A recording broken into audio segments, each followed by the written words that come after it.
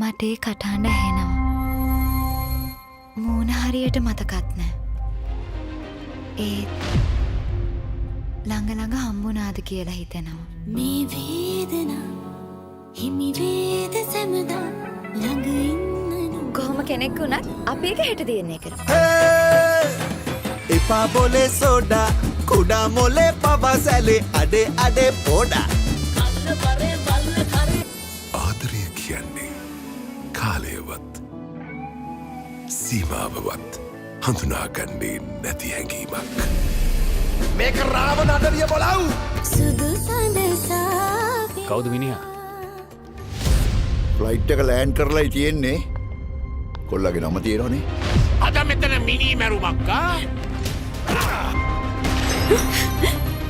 මේකට කියන්නේ කපෝටි කියන්නේ. මයනම් කොතුනා බල්ලා. රූපනාරීමා ඒ හද සුවනරුරාලා මාළඟ මුකුළු ආශාපා මේ හද කෙහේ කෙහේ රේමසේ. මෙයාගේ හැටි එහෙම තමයි. හැමදේම හිතේ හංගන් ඉන්නවනේ.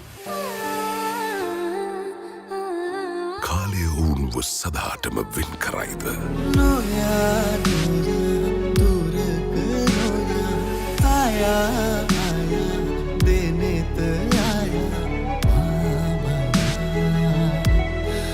උස්ම මවෙත දිසලා. කල්පනා this August in theaters. Film එකක් වගේ දැන් බලාගෙන හිටපන් වෙන දේ.